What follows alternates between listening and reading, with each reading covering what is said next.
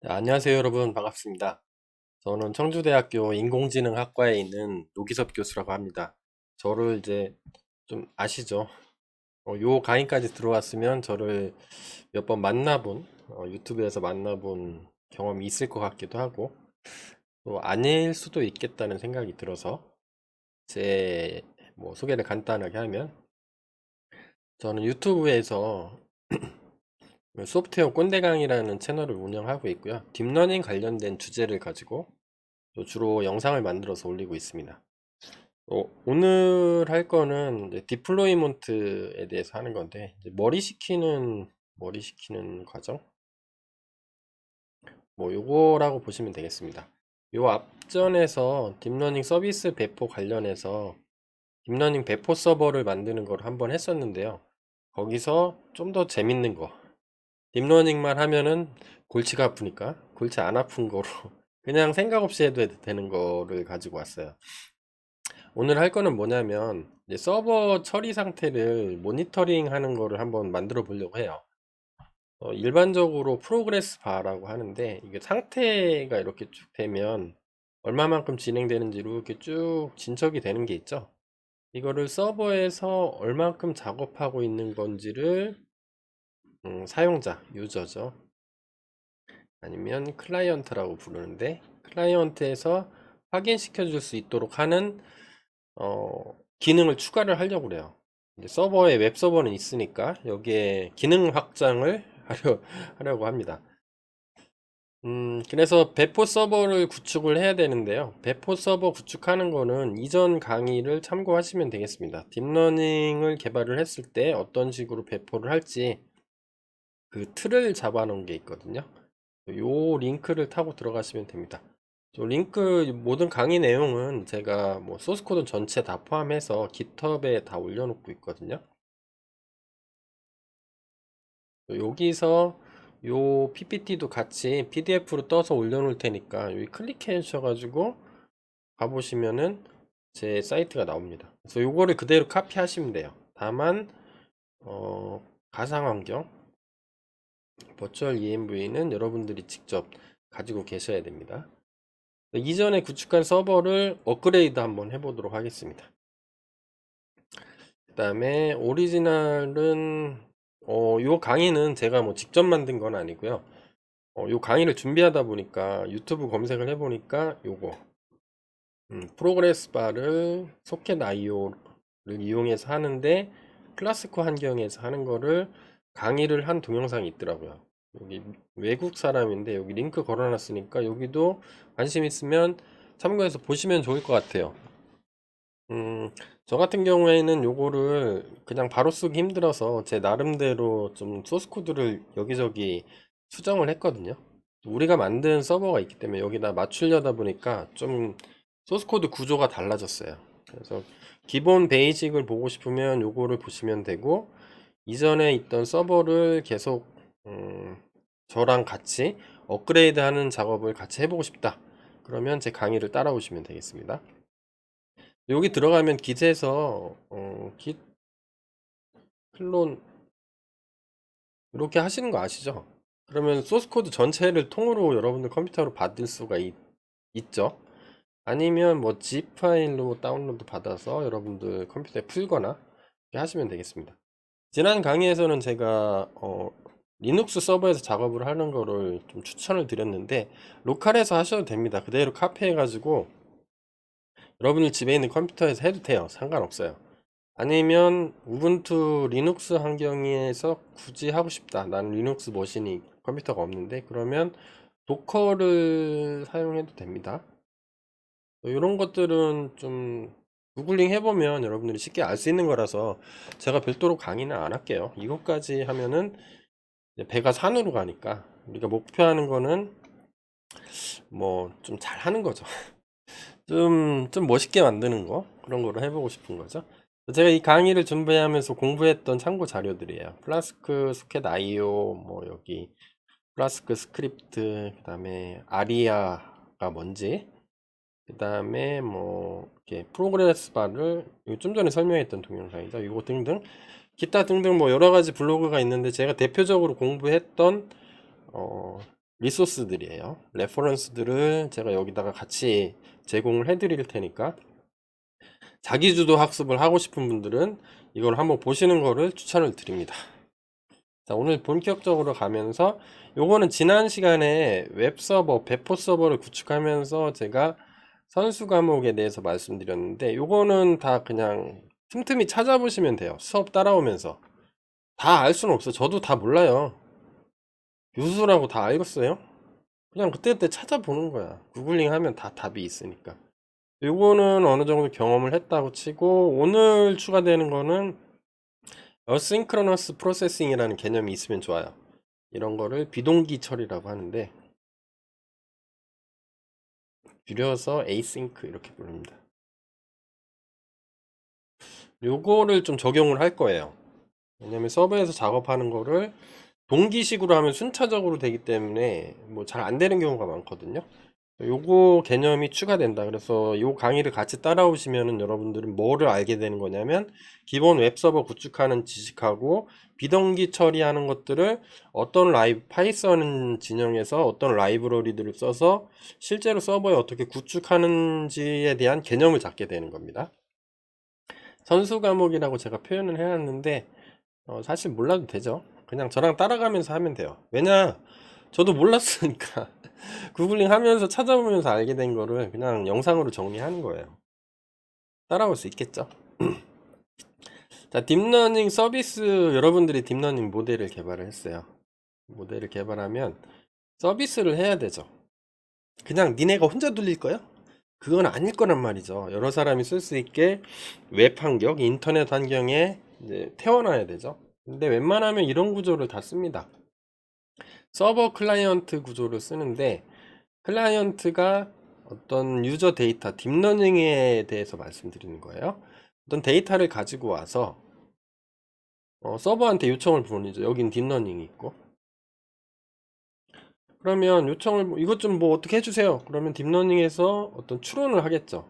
주로 추론을 하겠죠. 학습을 할 수도 있고 뭐 구현하기 나름일 텐데 어쨌든 우리가 딥러닝에 대해서 공부를 해서 나만의 뭔가를 만들었다고 가정을 하면 추론하거나 학습하는 과정이 오래 걸릴 수가 있다는 거죠.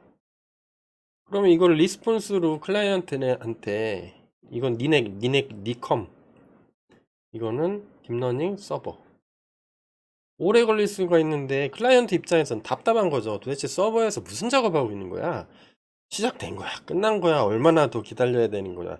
이거를 시각적으로 표시를 해줘야 되는 거죠. 요즘에는 그런 게 되게 중요해요. 그리고 여러분들이 직접 서비스를 만들었다고 해도 내가 해도 나도 궁금해. 얘가 죽었나 서버에서? 살아있나? 이런 것들이 되게 궁금하겠죠. 그런 것들을 좀 처리해 줘야 될 필요가 있습니다. 기다리다 보면 어느 세월에 얼마나 더 기다리고 뭐 예를 들어 1시간이 걸리겠다. 딥러닝 처리하는데 인공지능 처리하는데 그러면 이거 그냥 마음 편하게 커피라도 한 잔 마시고 오면 되는데 이게 1분이 걸릴지 뭐 10시간이 걸릴지 모른다는 거죠. 요거를 사용자한테 서버 기반으로 해서 알려주는 거 요거를 해보려고 그래요. 재밌겠죠? 이게 되게 재밌어요. 이 프론트 쪽이 있기 때문에 프론트 쪽이 좀 약간 지저분하죠. HTML 코드 같은 게 있어가지고 지저분한데 우리는 부트스트랩의 힘을 빌려서 그냥 막 할 겁니다. 쉽게 쉽게. 자, 그래서 사용자에게 진행사항을 알려주는 방법은 대표적인 게 이런 게 있죠. 뭐 이런 거나 아니면 뭐 이런 거 아니 여기처럼 이렇게 되는 거.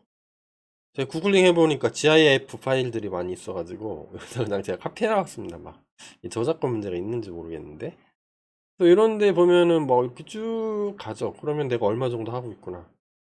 얘는 늘어났다 줄었다 하네. 이렇게 가고 얼마나 남았는지 시간이 이런 것들을 알면 좋겠죠. 이거를 해주려고 그래요. 근데 이거를 하는데 좀 어려운 게 있습니다. 그래서 요거는 응용 분야가 좀 다양할 것 같아요. 설명을 들으면 이거 그냥 만들어주면 되는 거 아니에요?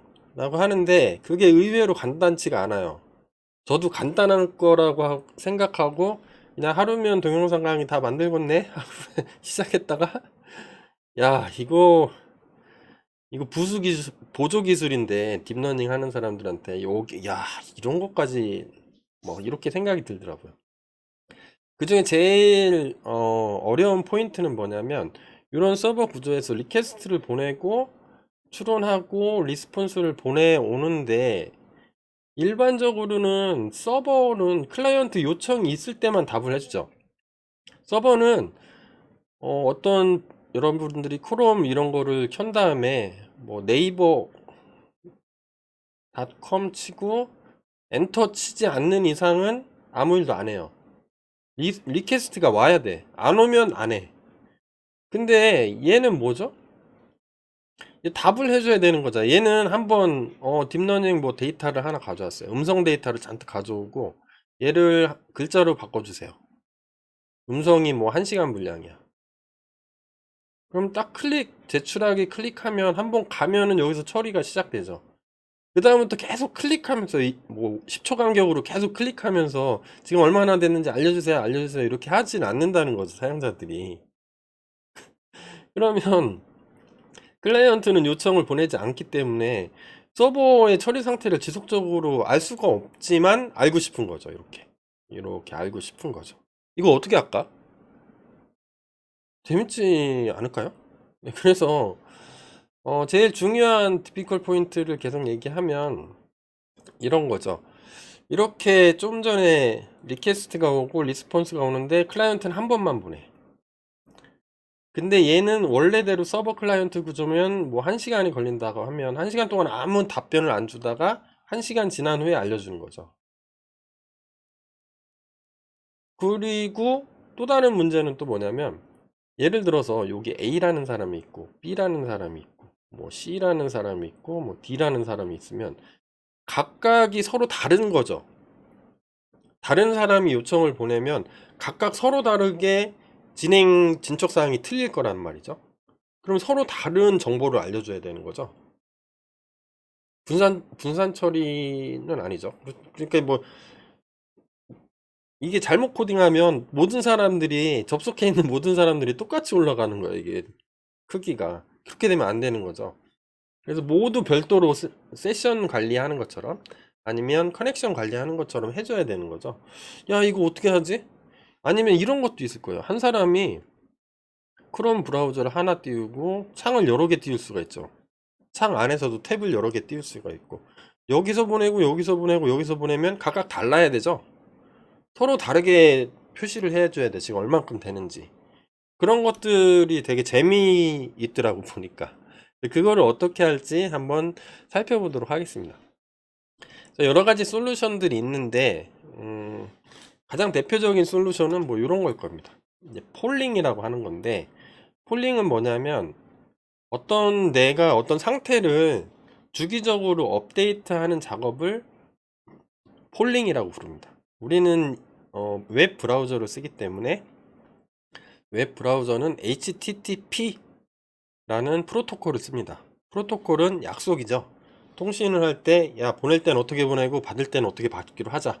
약속을 한 다음에 0과 2를 보내야 그거를 보내는 사람, 받는 사람들이 그 규칙에 따라서 재해석을 한 다음에 브라우저로 뿌려주겠죠. 그래야 여러분들이 정보를 읽지. 그냥 아무것도 안 오고 그냥 뭐 이상한 글자가 다 깨져서 나와.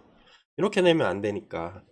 HTTP에서 작동하는 서비스를 주기적으로 업데이트하는 거를 HTTP 폴링이라고 부릅니다. 그러니까 뭐냐면 내가 뭐 네이버의 뉴스 페이지를 보고 있으면 뉴스 기사가 조금 지나면 바뀌죠. 바뀌어 있고 바뀌어 있고 바뀌어 있고. 그거 어떻게 하는 거예요? 클라이언트가 주기적으로 요청을 보내든가 아니면 서버가 주기적으로 나한테 정보를 알려주는 거죠. 이거 어떻게 할까? 이렇게 뭐 주기적으로 깨어나서 보내면 되겠죠. 리퀘스트를 보내고 받고 3초 기다렸다가 보내고 받고 이렇게 해도 되는데 얘가 단점이 있어요. 얘는 리얼타임이 아니죠. 어떤 서버에서 변화가 생기면 바로 알려주는 게 제일 좋죠. 여기 리퀘스트 오고 뭐 10초 만에 한 번씩 하는데 여기 리퀘스트 받고 1초 후에 서버에 어떤 데이터가 변경됐어. 변경되면 바로 알려줘야 되는데 몰라. 근데 여기 10초인데 뭐 한 3초 있다가 또 바뀌었어. 5초 있다 또 바뀌고. 그러면 10초 있다 받는 거는 리얼타임이 아닌 거죠. 아니면 바뀌는 게 없으면 보내지 않아야 되는 거죠. 내가 10초마다 계속 보내고 받고 하는데 서버 입장에서 보내면 한 2시간 동안 바뀌는 거 없었어. 근데 서버는 무조건 리퀘스트가 오면 리스폰스를 줘야 돼요. 답을 줘야 돼. 바뀐 거 없으면 없다고라도 줘야 돼. 그게 서버의 운명이야. 클라이언트 서버 구조에서. 그러면 불필요한 리퀘스트가 계속 발생하기 때문에 자원 낭비가 될 거잖아요. 주기가 짧으면 짧을수록 업데이트 주기가 짧으면 네트워크 부하가 커질 겁니다. 별 쓸데없는 리퀘스트를 다 보내는 거예요. 서버 입장에서 짜증나는 거죠. 서버는 다 보내죠. 클라이언트 여러분들은 유저들은 그냥 내가 뭐 그냥 뭐 안 와도 말고 뭐 빨리 오면 좋고 그런 건데 서버는 과부하가 걸릴 수가 있다는 거기 때문에 안 좋다는 거죠. 그래서 이거를 해결하는 방법이 양방향 통신을 하면 되지 않을까. 양방향 통신하는 거를 영어로 full duplex라고 합니다. 내가 전화기를 들고 말하면서 동시에 들을 수도 있는 그런, 보내기도 하고 받는 게 동시에 발생할 수 있는 거. 채널이 두 개가 뻥 뚫려 있는 게 요 채널 요 채널이 두 개 같이 있는 거죠. 도로로 생각하면 가는 길 오는 길이 하나로 묶여서 하나의 도로로 보는 것처럼. 일방 통행 도로도 있죠. 그런 것들은 양방향이 아니죠. 단방향이죠. 그리고 실시간 네트워킹이 돼야 돼요. 리얼타임이. 내가 바뀌면 바로 알려주고, 안 바뀌면 뭐 2시간 동안 안 알려주고, 거의 실시간성 리얼타임이 있어야 되고, 이런 걸 하려면 서로 연결되어 있는 것들을 잘 관리를 해줘야 되겠죠. 이런 잡다한 지식들을 같이 공부해 보려고 하는 거예요. 요거를 이제 하는 게 HTTP를 워낙 많이 쓰니까 원래는 소켓이란 걸 썼습니다. 소켓. TCP, 뭐 UDP, 뭐 이런 것들이 있는데 트랜스포트 레이어 잘 모르는 사람도 있죠. 비전공자들은 네트워크가 층으로 돼 있거든요. 근데 크게는 이론적으로는 7개층, 실무적으로는 4개 계층, 4개 계층을 쓰는데 그 공통적으로 있는 게 트랜스포트 전송 계층이라는 게 있는데 거기서 뭐 TCP 프로토콜, 뭐 UDP 프로토콜 이런 거를 정하는 데서 연결을 하기 위한 어떤 논리 통로가 있는데 소켓, 여러분들 이런 거 아시죠? 이렇게 있으면 소켓 아시죠? 이렇게 벽에 이렇게 구멍 나 있죠. 전기 꼽는 거, 콘센트 뽑는 거, 이런 걸 소켓이라고 하죠. 여기다가 푹 꽂으면 푹 꽂아 푹 꽂으면 통신이 되는 거죠. 전기는 전기가 왔다 갔다 하는 거고, 요거를 요 계층에서 안 하고 TCP에서 좀 편하게 쓰게 만들어 놓은 거를 웹 소켓이라고 부릅니다. TCP가 웹 프로토콜이죠. 그래서 HTML5 표준 기술로 채택이 돼서 아주 간단하고 빠르게 쓸 수 있는 장점이 있습니다. 요즘에 많이 쓰고 있는 추세고요. 요것도 많이 써요, 소켓도. 요것도 많이 쓰고. 근데 소켓 IO라는 게 있어요. 소켓 IO는 뭐냐면 요 기술을 여기에다가 가져와서 좀 더 편하게 쓰게 랩핑을 감싼 거예요. 사용자들이 좀 더 편하게 쓰라고.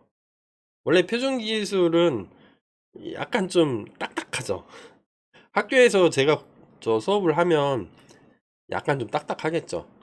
유튜브 이런 거는 그냥 내가 실수해도 그냥 넘어가고 학생들이 뭐 안 들어도 상관없는 거니까 뭐 꼰대성 발언도 하고 TMI도 하고 그러는데 학교에서는 정규 어떤 교육 과정이라면 그렇게 못하는 경우도 많이 있겠죠. 그런 경우에 좀 더 쉽게 쓸 수 있도록 어떤 노드 JS라는 게 있는데 뭐 이런 게 있어요. 개발 언어입니다. 자바스크립트 기반으로 어떤 그 V8 엔진이라는 게 나왔는데 구글에서 그 위에서 작동하게 한 다음에 자바스크립트가 옛날에는 HTML에서만 썼어요. 근데 모든 플랫폼에서 코딩이 가능하게 만들어 놓은 기술인데 이게 많이 쓰는 거죠. 여기서 쉽게 쓸 수 있도록 만들어 놓은 일종의 라이브러리입니다. 그리고 좀 전에 얘기했던 소켓 있죠, 파이썬. 그 TCP, UDP 소켓. 요거를 코딩하는 방법도 파이썬에서 지원을 해요. 요거 통신 계층에서, 전송 계층에서 코딩하는 거는 다 있습니다. 모든 언어에. 자바도 있고, 뭐, C 언어도 있고, 이거 노드 JS도 있고, 파이썬도 있고, 다 있어요. 근데 요즘엔 파이썬을 많이 쓰니까, 파이썬 소켓을 이용해서 할 수도 있습니다. 근데 우리는 요걸로 하겠습니다. 왜냐? 이게 제일 간단하거든. 개발자들은 자기 주 영역이 아니면 쉽게 쓸 수 있는 라이브러리를 갖다가 쓰는 게 좋아요. 여러분들이 만약에 프론트 엔지니어다, 개발자다. 그러면 얘 열심히 배워야 돼요. 깊숙이 들어가서.